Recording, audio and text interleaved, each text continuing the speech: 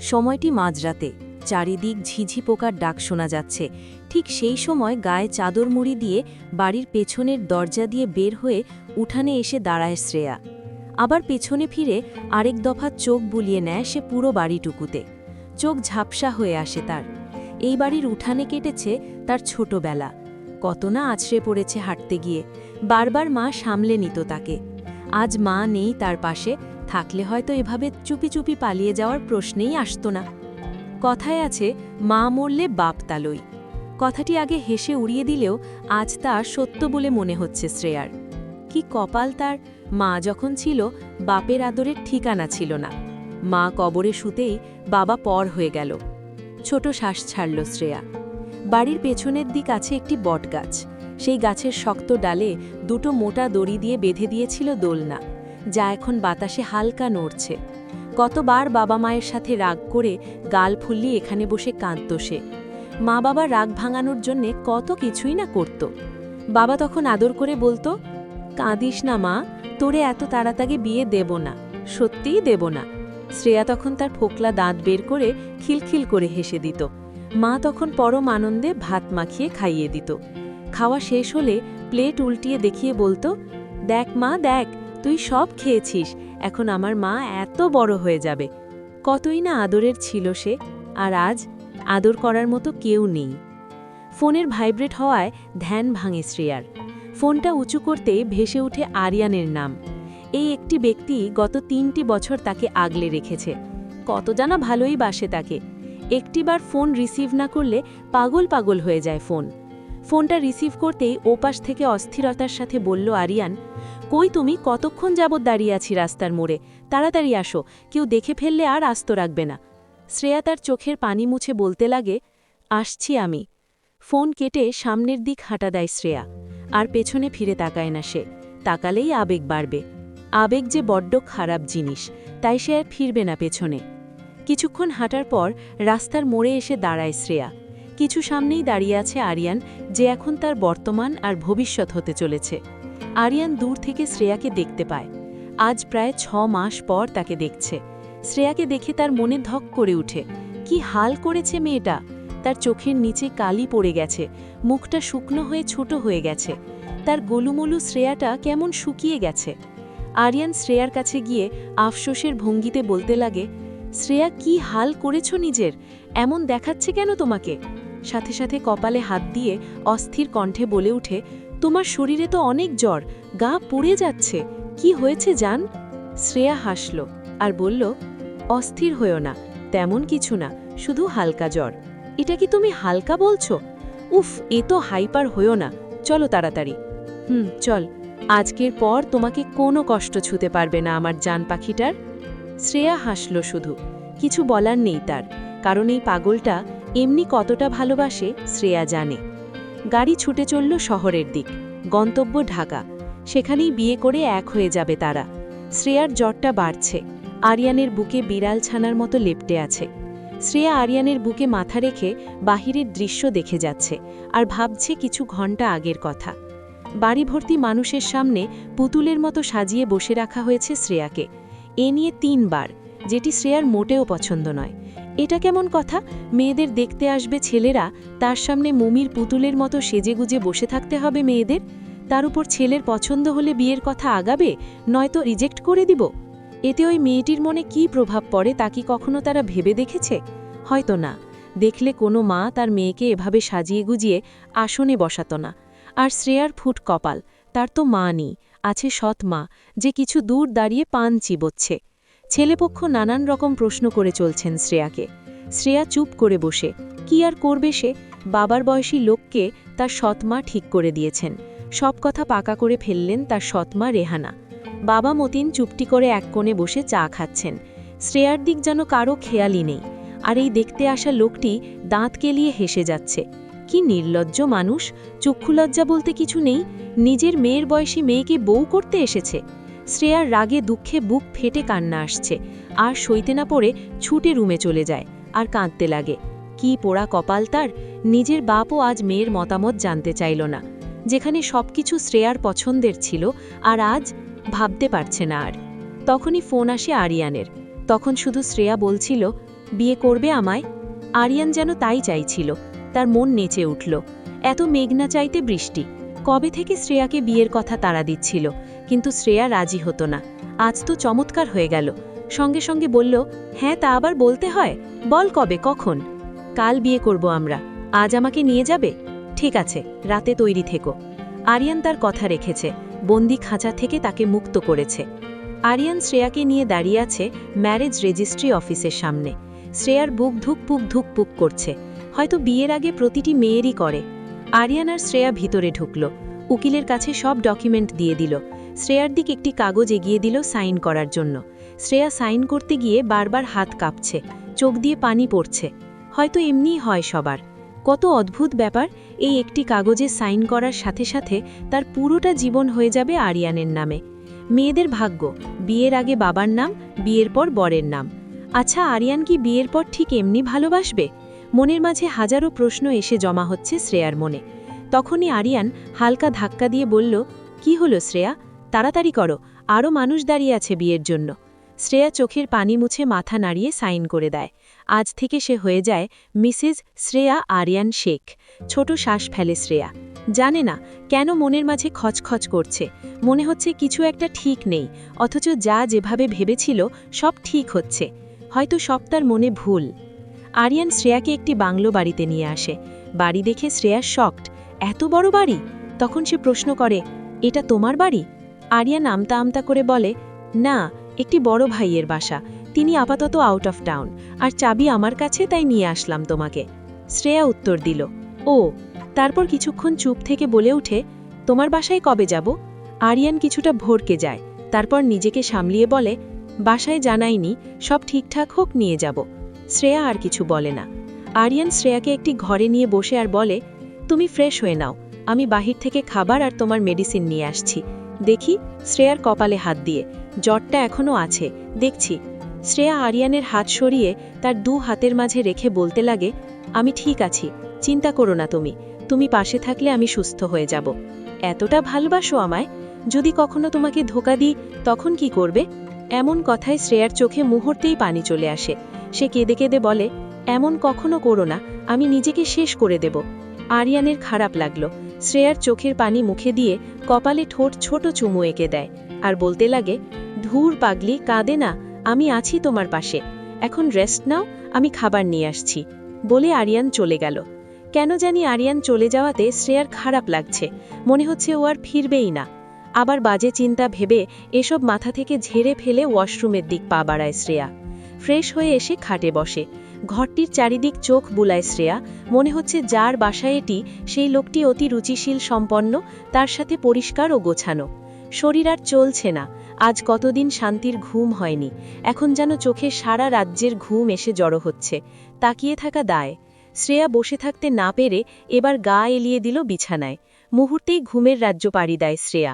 ঘুমের মাঝে হঠাৎ কারো ঠোঁটের স্পর্শ পেয়ে ঘুমটা ভেঙে যায় শ্রেয়ার। চোখ খুলতেই অন্য কাউকে তার ঠোঁটে ঠোঁট রাখা অবস্থায় পেয়ে সজোরে ধাক্কা মারে। লোকটি বিছানা থেকে ছিটকে নিচে পড়ে যায়। শ্রেয়া ততক্ষণে নিজের শরীরের কাপড় ঠিক করে চেঁচাতে লাগে, আপনি কে? এখানে এই মুহূর্তে আমার স্বামীর থাকার কথা, আপনি কে?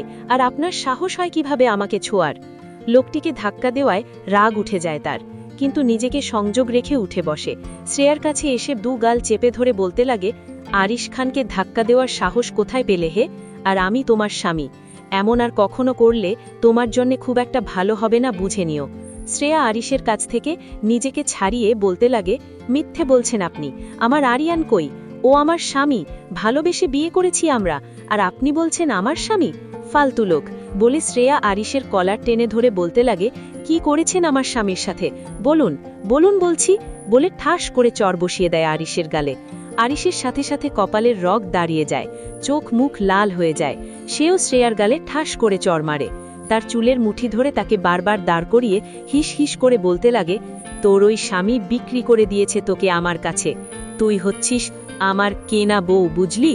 আজ থেকে আমি তোর স্বামী, তুই মাথায় ঢুকিয়ে নে। বলে খাটের ওপর ফেলে বের হয়ে যায় আরিশ। রাগে গা জ্বলছে তার, জ্বালিয়ে দিতে ইচ্ছে করছে সব তার। যেখানে তার বাপ মা ফুলের টোকাটা পর্যন্ত দেয় না, সেখানে এই মেয়ে তাকে চর মেরে দিয়েছে। হজম করতে পারছে না সে, রাগে মাথা ব্যথা করছে তার। এদিকে শ্রেয়া বিছানায় বসে কেঁদে যাচ্ছে।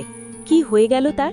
3 বছরের ভালোবাসার জন্যে ঘর ছেড়ে পালিয়েছিল সে, আর সেই মানুষটি তাকে বিক্রি করে দিল। এ জীবন সে আর রাখবে না। অন্যের কেনা বউ হয়ে থাকার চেয়ে মরে যাওয়া ভালো। সে চোখ মুছে দাঁড়িয়ে ফ্যানের দিক তাকালো। এক টানে শাড়িটা শরীর থেকে খুলে ফ্যানের সাথে বাজিয়ে নিজের গলায় বেঁধে ঝুলে পড়ল। কিছুক্ষণ ধস্তধস্তি পর সব শান্ত হয়ে গেল।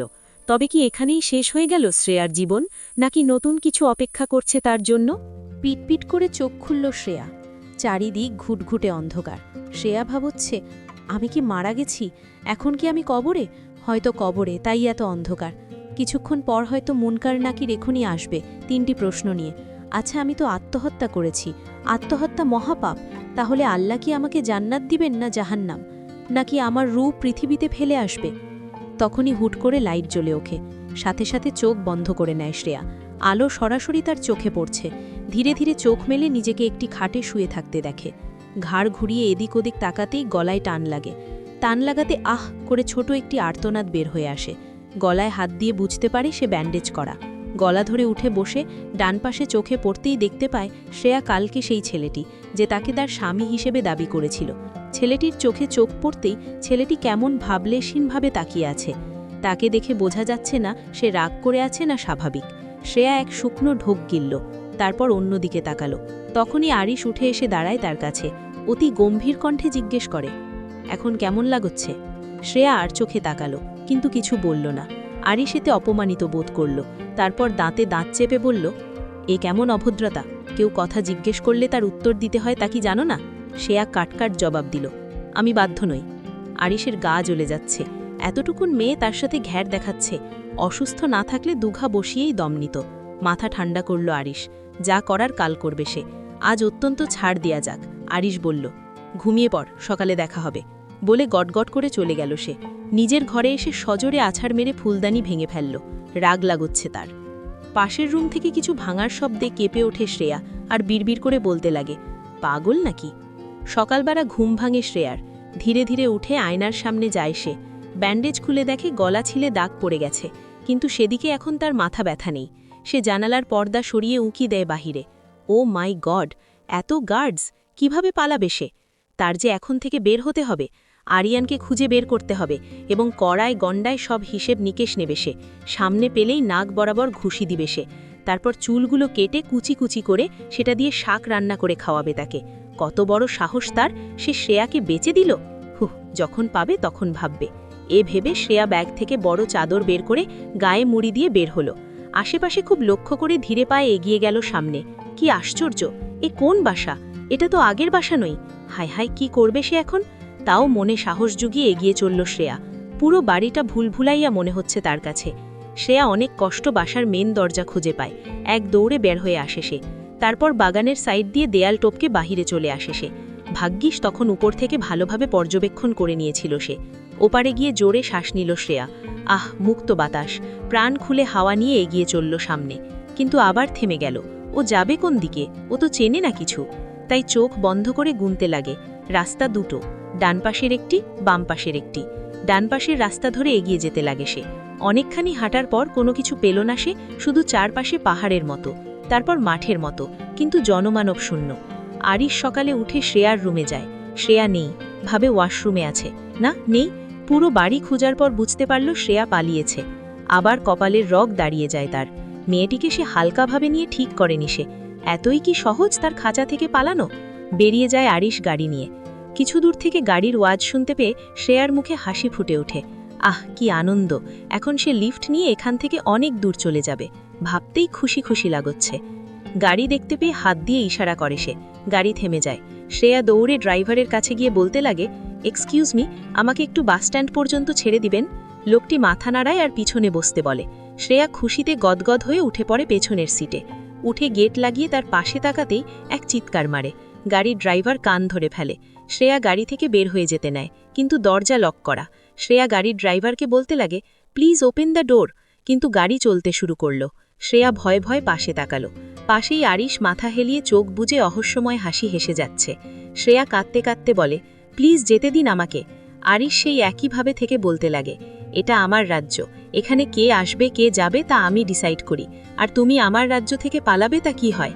আর শ্রেয়ার দিক ঘুরে বসে বলতে লাগে, সেখানে তুমি আমার কেনা বউ, তোমাকে কিভাবে যেতে দেই? আরিশের কথায় গলা শুকিয়ে আসে শ্রেয়ার, শুকনো ঢুক গিলে প্রশ্ন করে সে, আমার সাথে কেন এমন করছেন? প্লিজ আমাকে যেতে দিন, কি ক্ষতি করেছি আমি আপনার? সবচেয়ে বড় ক্ষতি তুমি আমার করেছো বউ। মানে?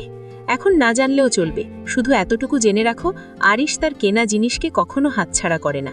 কেউ তার জিনিসে হাত দিলে তার হাত আস্ত থাকে না, তা জ্বালিয়ে দেয়, সে যে কেউ হোক। শ্রেয়া এবার ভয় পেতে লাগলো। শ্রেয়াকে ভয় পেতে দেখে আরিশ হাসল। শ্রেয়া তাকালো তার দিক। লোকটির হাসি খুব সুন্দর, শব্দহীন হাসি। তার সাথে লোকটি অত্যন্ত সুন্দর। এমন লোক তার পিছনে পড়েছে ভেবেই পাচ্ছে না কেন। তার মতো একটি আনস্মার্ট মেয়েকে সে বউ বলছে, কত আজীব লাগুচ্ছে সব। নাকি এসব কিছুর পিছনে কোনো কারণ আছে? শ্রেয়াকে চেয়ারের সাথে বেঁধে রেখেছে আরিশ। তার সামনেই একটি বলে রাখা জ্বলন্ত কয়লা, তা দেখে পিলে চমকে গেল তার।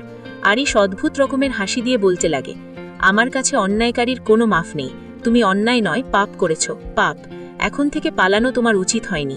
তার উপর আমার কাছ থেকে বাঁচার জন্য তুমি গলায় ফাঁসি দিয়েছ, আমাকে অপমান করেছ, গায়ে হাত তুলেছ, সবকিছু জমিয়ে রেখেছিলাম, কিন্তু পালিয়ে যাওয়া উচিত হয়নি তোমার। তাই শাস্তিস্বরূপ এই ব্যবস্থা, যেন ভবিষ্যতে আর পালাতে না পারো। বলে শ্রেয়ার পা দুটোই কয়লার বলে চেপে ধরল। শ্রেয়া জোরে জোরে চিৎকার করতে লাগলো গলা ফাটিয়ে, কিন্তু তার চিৎকার শোনার মতো কেউ নেই। তার চিৎকারের আওয়াজ এই চার দেওয়ালের মাঝে হারিয়ে যাচ্ছে। শ্রেয়া ভাবছে, তার মতো অভাগী কমই আছে, যার না বাবার বাড়িতে সুখ হলো আর না স্বামীর। কতটা অভাগা সে! ইস, কাল যদি মরেই যেত সে! কেন বেঁচে গেল সে? এমন সুন্দর চেহারা রূপী পশুর হাতেই কেন পড়ল সে? আজ কি এসব প্রশ্নের উত্তর পাবে সে? চলবে। গল্পের নাম কেনা বউ। এটা গল্পের প্রথম পর্ব। গল্পটা আপনাদের কাছে কেমন লাগছে অবশ্যই কমেন্ট করে জানাবেন, আর ভালো লাগলে একটি লাইক দেবেন প্লিজ।